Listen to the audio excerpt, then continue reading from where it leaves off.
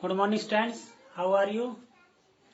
ठीक है, आशा करता हूँ आप सब लोग घर पे ठीक होंगे। स्टूडेंट्स, मैं राजकुमार, लेक्चरर बायोलॉजी। स्टूडेंट्स, आज जो अपना टॉपिक है वो है लाइफ प्रोसेस, यानी कि जीवन की प्रक्रिया है। जीवन की प्रक्रिया में जो एक फर्स्ट पार्ट है जिसका मैं वीडियो बना चुका हूँ, ये सेकंड पार्ट है। उसमें मैंने जीवन की प्रक्रियाओं के बारे में बता दिया था, यानी कि फिर से बता दे रहा हूँ।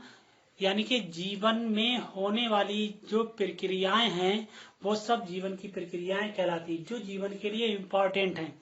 जैसे सांस लेना, रेस्पिरेशन, रेस्पिरेशन इज मस्ट। ठीक है, एक्सक्रेशन, एक्सक्रेशन इज मस्ट।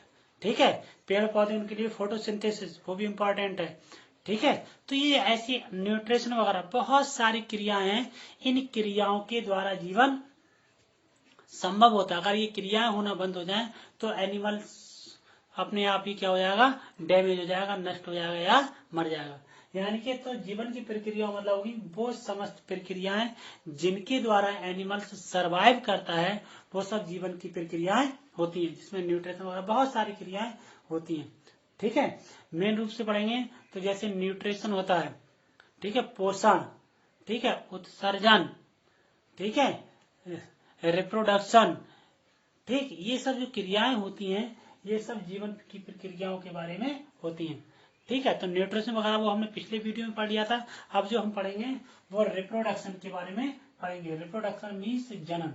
जनन देखो क्या होता है, जितने भी एनिमल्स होते हैं वो सारे के सारे एनिमल्स एक क्षमता के द्वारा अपने ही समान संतान की उत्पत्ति करते हैं। आपने देखा होगा जितने प्लांट्स होते हैं उन प्लांट से उसी प्रकार का सीड बनता है। जैसे आम का अगर पेड़ है तो उससे हमेशा आम का ही सीड बनेगा। अगर अमरूद का प्लांट है तो उससे अमरूद का सीड बनेगा। ऐसे अगर शेर है तो शेर से शेर का बच्चा ही उत्पन्न होता है, मनुष्य है तो मनुष्य से मनुष्य का ही। तो ये एक प्रकार की क्षमता होती है और इसको बोलते हैं रिप्रोडक्शन। ठीक है, यानी कि जनन क्षमता। और जनन क्षमता में जो क्रियाएं होती हैं उसको बोलते हैं रिप्रोडक्शन, यानी कि जनन की क्रियाएं। ठीक है, क्या बोलते हैं इसको, जनन की क्रियाएं।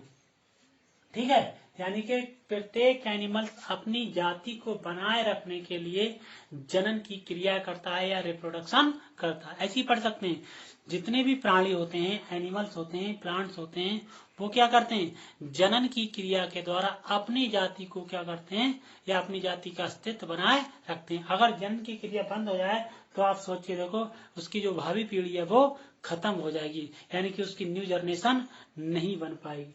ठीक है, तो अभी बात आती है जनन। अब यानी कि जनन के प्रकार, तो अगर हम पढ़ेंगे टाइप ऑफ रिप्रोडक्शन। ठीक है, यही से मैं इसमें जोड़ दे रहा हूं, टाइप ऑफ रिप्रोडक्शन। तो रिप्रोडक्शन कितने प्रकार का होता है, रिप्रोडक्शन स्ट्रेंथ मेन रूप से दो प्रकार का होता है। एक होता है एसेक्सुअल रिप्रोडक्शन,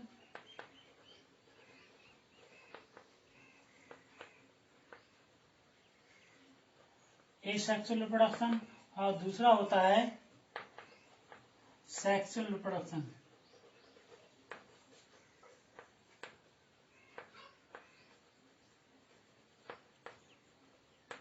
ठीक है, एसेक्सुअल रिप्रोडक्शन और सेक्सुअल रिप्रोडक्शन। ठीक है, इसके दो पॉइंट समझ लो, फिर मैं डिटेल से इसको बता दे रहा हूँ। यानी कि एसेक्सुअल रिप्रोडक्शन क्या होता है और सेक्सुअल रिप्रोडक्शन क्या होता है। एसेक्सुअल रिप्रोडक्शन जो होता है उसमें एक ही पेरेंट्स की आवश्यकता होती है, यानी हम कह सकते हैं एक ही पेरेंट्स के द्वारा नए जीव की उत्पत्ति होती है। और जब एक ही पेरेंट्स से जीव की उत्पत्ति होती है तो उस प्रकार के रिप्रोडक्शन को बोलते हैं हम एसेक्सुअल रिप्रोडक्शन या अलैंगिक जनन। क्या बोलेंगे इसको, अलैंगिक जनन। ठीक है, यानी कि जब दो पेरेंट्स के द्वारा, यानी कि दो पेरेंट्स के द्वारा जब किसी नए जीव की उत्पत्ति होती है तो वो प्रोसेस होती है फिर सेक्सुअल रिप्रोडक्शन। ठीक है, इसमें जो इकाइयां बनती है, जन्म इकाइयां, उनको बोलते हैं गैमेट्स, उसके द्वारा। ठीक है, गैमेट्स सेक्सुअल रिप्रोडक्शन में बनते हैं, इसको मेल गैमेट्स और फीमेल गैमेट्स कहते हैं, जो अलग अलग पेरेंट्स के द्वारा बनते हैं। ठीक है, गैमेट्स इसमें बनते हैं लेकिन इसमें कोई विशेष अलग अलग प्रकार के एक ही पेरेंट से बनते हैं और फिर इसकी क्रिया होती है। ठीक है, अब देखो अलैंगिक जन्म, हम इसको विस्तार से पढ़ेंगे। जो अलैंगिक जन्म होता है, अलैंगिक जन्म क्या होता है? अलैंगिक जन्म मैंने बताया एक ही पेरेंट्स के द्वारा होने वाले जन्म को क्या बोलते हैं? हम अलैंगिक जन्म बोलते हैं। अब इसको देखो, इसके कई प्रकार के टाइप होते हैं। ठीक है, नंबर ए इसको ले लेंगे हम फ्यूजन, यानी जिसमें मल्टी फ्यूजन और बाइनरी फ्यूजन आता है।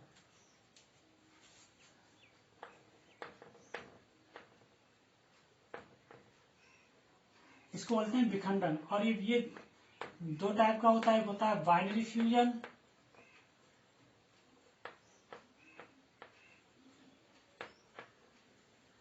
ठीक है, और दूसरा था मल्टी फ्यूजन।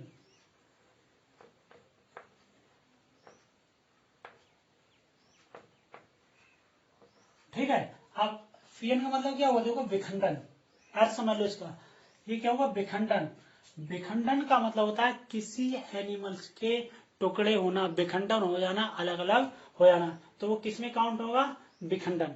ठीक है, अब इसके जो विखंडन होंगे, टुकड़े होंगे, वो दो प्रकार से हो सकते हैं। एक तो आपका हो जाएगा binary fusion, binary means two, यानी कि जब किसी एनिमल्स के दो टुकड़े हो जाएंगे तो क्या कहलाएगा? Binary fusion. मल्टी फ्यूजन, जब किसी एनिमल्स के दो से अधिक 3, 4, 5 टुकड़े होते हैं और उन टुकड़ों के बाद नया जीव, उन्हीं टुकड़ों से नया जीव बन जाता है तो कहलाएगा मल्टी फ्यूजन। इसको हम देखो डायग्राम्स के द्वारा ही पढ़ सकते हैं। ठीक है, जैसे दिया है बाइनरी फ्यूजन। ठीक, इसको मैं मिटा रहा हूँ, यहां से लिख रहा हूँ बाइनरी फ्यूजन, फिर आपके सामने आ जाएगा अच्छे से। क्योंकि मैंने क्या बताया था? Binary fusion.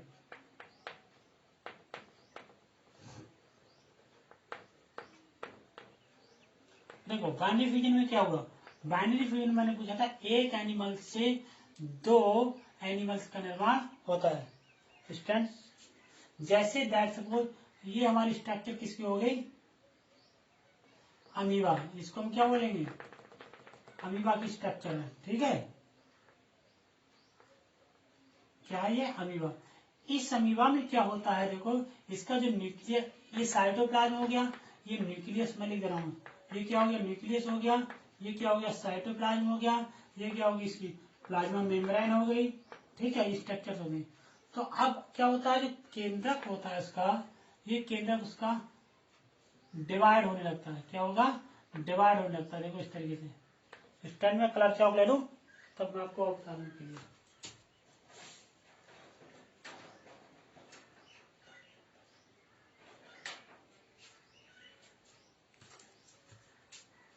स्टैंड देखो, ये क्या है? ये इसका न्यूक्लियस हो गया और ये न्यूक्लियस क्या करता है? इसको डिवाइडेशन कर लगता है। लास्ट में क्या होता है? यानी कि जो अमीबा होता है, ये अमीबा क्या होता है? लगभग दो भागों में बंटना शुरू हो जाता है। यानी कि उसका जो न्यूक्लियस केंद्र वाला पोर्शन आता है, ये न्यूक्लियस लगभग दो भागों में टूटने लगता है। ठीक है, और नेक्स्ट टाइम क्या होता है? इस वाले भाग से एक न्यू अमीबा बन जाता है और इस वाले भाग से न्यू अमीबा बन जाता है। इनको बोलते हैं डॉटर न्यूक्लियाई।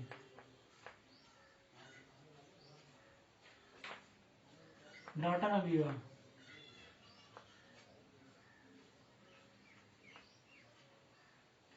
डॉटर अमीबी, इसको क्या बोलेंगे? Parents amoebae. और ये क्या है? Dividing amoeba.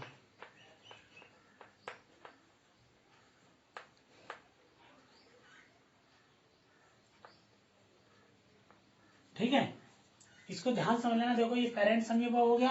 पेरेंट्स अमीबा में क्या होता है? सबसे पहले न्यूक्लियस का डिवाइडेशन होता है और न्यूक्लियस का डिवाइडेशन होने के कारण फिर उसका साइटोप्लाज्म और उसकी सेल मेम्ब्रेन भी डिवाइड होने लगती है। ठीक है, केवल न्यूक्लियस जो होता है, न्यूक्लियस के जो मैटर होते हैं वो आधे आधे डिवाइड होते हैं। इसमें नए क्रोमोसोम्स वगैरह नहीं होते हैं, यानी उन्हीं क्रोमोसोम डेवलपमेंट तो होता है, बनते हैं, लेकिन क्रॉसिंग ओवर की क्रिया ये कुछ नहीं होता है।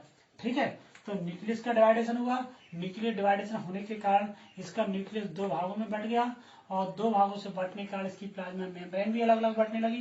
देखो ये दो अमीबा स्पष्ट यहाँ पर देख रहे हैं, और इनके द्वारा फिर क्या होता है, इस वाले से ये नया अमीबा बनेगा, इससे ये अमीबा बनेगा, यानी कि एक पेरेंट से दो अमीबा का निर्माण होता है।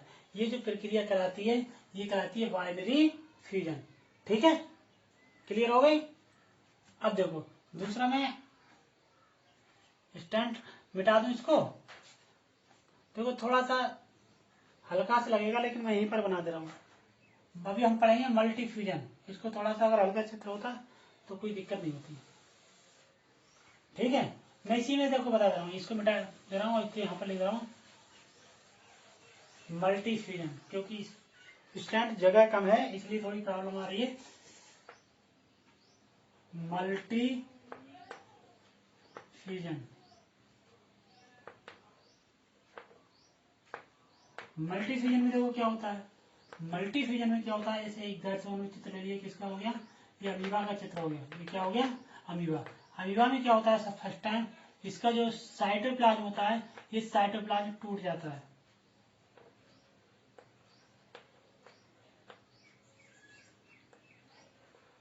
ऐसे बना। ठीक है, उसका साइटोप्लाज्म क्या होता है, ये टूट लगता है। फिर इसी अमीबा से क्या होता है,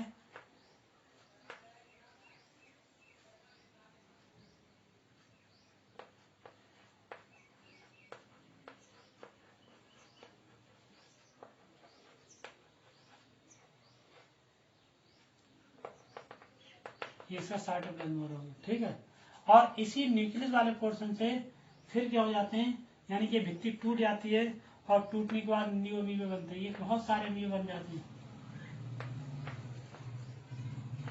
इनको फिर क्या बोलते हैं, डॉटर अमीबे। ठीक है, यानी कि एक पेरेंट्स अमीबा से क्या होता है, कई सारे अमीबे बनते हैं, इनको क्या बोल सकते हैं हम, न्यू अमीबा। न्यू अमीबी, तो ये मल्टीफ्यूजन मतलब एक पेरेंट्स अमीबा से कई सारे अमीबास का निर्माण होना, ये क्या कहलाएगा फिर आपका मल्टीफ्यूजन कहलाएगा। ठीक, क्लियर। तो ये कैसा हुआ, पहला रिप्रोडक्शन हुआ। अब दूसरा आपका रिप्रोडक्शन आता है मुकलिंग, यानी कि बडिंग। इसको मिटा दूं स्टैंड, ये टॉपिक थोड़ा सा लंबा हो जाएगा क्योंकि डायग्रामेटिक है, इसलिए इसको ध्यान से समझ लेना, रिपीट करके पढ़ लेना। दूसरा देखो दिया है आपका, दूसरा नंबर आ जाएगा बडिंग।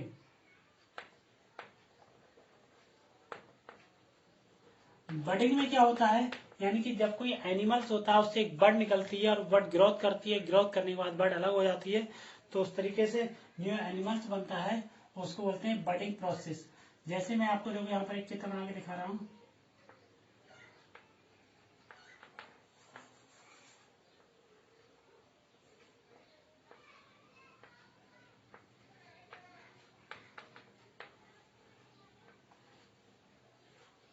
ये सिलेंट्रेटा संघ का प्राणी है, इसको बोलते हैं, क्या बोलते हैं, हाइड्रा। हाइड्रा में क्या होता है, एक इस तरीके से स्ट्रक्चर निकलती है, इसको बोलते हैं बर्ड। क्या बोलते हैं, बर्ड। ये हाइड्रा में कलर करके बना दो, क्या निकलती है, बर्ड निकलती है। ठीक है, और ये हाइड्रा से बर्ड क्या हो जाता है, फिर ये बर्ड ग्रोथ करने लगती है, और ग्रोथ करने के बाद इस पर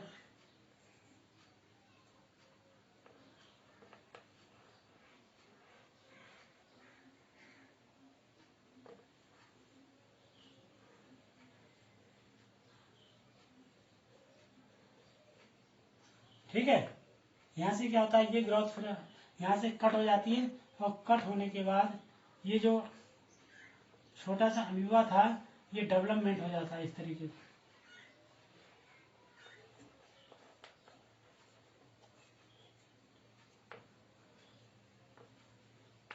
ठीक है, और ये क्या बन जाता है, न्यू हाइड्रा। क्या बनेगा ये,